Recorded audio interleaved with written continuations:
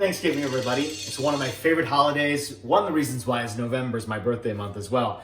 But I like Thanksgiving because it shares a lot with food. And we all know Thanksgiving has to have a turkey. You don't have to, but I think traditionally speaking, you have to have one. And I love it too. So it's a few day process. So if you're gonna start a turkey, the way that I do it, I would start at least 2 days before, if not 3. The reason why is I want to get the turkey seasoned well. So you can brine it, but a lot of times in refrigerators in New York, it's not a lot of space. So you want to get some seasoning in there. So we're going to do like a dry brine or a dry rub. Basically, we're going to take the same seasonings that you would do for a brine, but obviously no water. So here's the turkey. Make sure you pull out any of the neck or the giblets, liver, things like that to save either for your gravy. Obviously the neck would be for the stock. So here's the turkey, obviously breast side legs. This is a small one. But what I do is I try to separate the skin from the meat a little bit. So when you have the crispy skin, it won't stick to the meat as well, and you can get that separation. So we're gonna do that a little bit. And just gently, because you don't wanna rip it, just run your fingers through it, and there's like a little membrane. You can also take a little, your finger just through there, but gently, because right here it's easy to rip, and that's not what you wanna do. You wanna keep it intact as possible. So what we're gonna do is just separate that. And what we're gonna do too is, I'm just gonna use salt and pepper for this one. You can use lemon zest as well. I try to keep it very simple. So while I do this, I'll show you the next step. I separated the skin as much as possible without ripping it. I got a little bit of a tear here, so we're gonna put that back together again. And paper towels are great too, because I draw the excess moisture out from the skin as well. And then we're just gonna take copious amounts of salt and put it all over the place. So in between here, you can see where there's a little leg separation. You wanna make sure you get that in there and rub it in there too. And same on the other side. And then see where that's underneath the skin. So this is gonna be the thinnest part of the breast. And then we're also gonna go all over the skin as well. But you wanna get the meat as well, because that's where the flavor is gonna absorb, and then it's gonna get into that turkey, and that's what you want. And especially when you put it in the refrigerator, it's gonna take a little while longer. So you wanna do at least for overnight, at least. Backside as well. We're gonna get all through here in this cavity. See in here, this is where the neck was, or the head. You can see that breast here. You wanna get in there and make sure you rub it in there well. This is something that you wanna get your hands in and get them dirty, and then get that bird completely rubbed. So I'm gonna do the salt first, and then we'll do the pepper next, and I'll show you the finished product.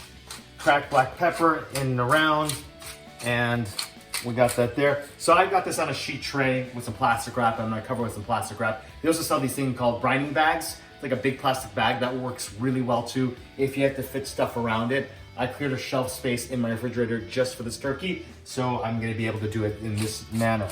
So then once we get that going, we're gonna let it sit, and the salt will penetrate, some of the liquid will draw off. So you want something that's gonna catch some of that liquid. We're not gonna use that later, but just so you know, the salt's gonna start drawing some of that liquid out, and then you're gonna get some of that residual. So I'm gonna put this in the fridge, let it go for the next day. You can even do it for 2, and then we'll proceed how to cook it. So I got the salt and pepper on there, but I also need to add a little bit of brown sugar. It helps with some moisture, and obviously gives a little bit of sweetness. So same thing, I'm gonna take a little bit, put it on there, and then get it on the meat as well. And then I add a nice sweetness to it, and then go all the way around. There you go, and then we'll put it back. All right, I'm gonna try something a little different for Thanksgiving in the way I cook my turkey. Because always the legs seem to not cook as fast, obviously, as the breast. So the breast gets a little drier. So I read something where I'm gonna dunk it into some of this water. And so I've already had this turkey brining, and then I'm just gonna put that in there and let that sit for a little moment just to get the legs going a little bit. And we're gonna do that for a few minutes, just till it gets a little bit of the part cooked. And then we're gonna let it dry out a little bit, and then you'll see how I finish off the turkey in the oven. Okay, so after I dipped the turkey legs into the hot water, I let it sit so it cooled down. So I pulled out the turkey after it was in the refrigerator, just to come to temp a little bit. So I pulled it out for about half an hour. You can do a little more while the oven is preheating. I have it at 450. I start high so I get a nice crisp outside exterior skin, and then we'll turn it down just to get the inside cooked. So in the inside, I stuffed it. Most people do stuffing. I don't. I like mine on the side. You can always do yours as well. But in here, I have a lemon.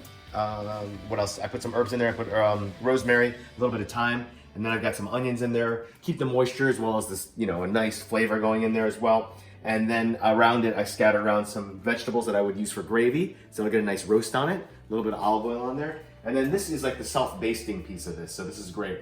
I have my cheesecloth. I kind of measured it into 2 sides. I've got melted unsalted butter, and I'm gonna dip this in there liberally. It's gonna soak up like a sponge, and this is kind of like the self-basting part. This will keep on giving it some nice sheen, and I'll show you how to put that on in a second. Half a pound of butter that I melted in there, and the cheesecloth just soaks it all up. So then we're going to do like a nice body shell. So I'm gonna put that on there and get on the wings, get on the legs. Make sure it's draped nice and tight, just like that. And don't worry, obviously the butter won't stick. You'll see it come out like a mummified shell. And then we're just gonna drape this other side off, just like that. And get around that breast and tuck this pocket in there.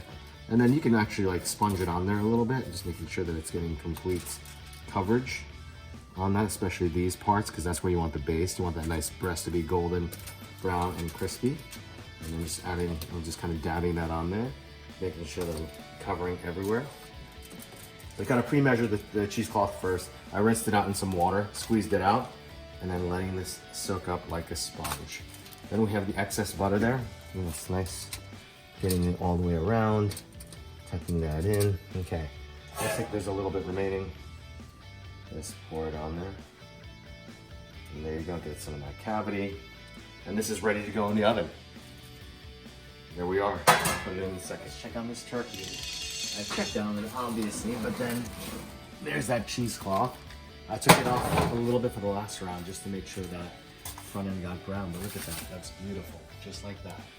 So we're gonna carve that up once it rests, because you need to make sure it rests so all the juices stay back in there.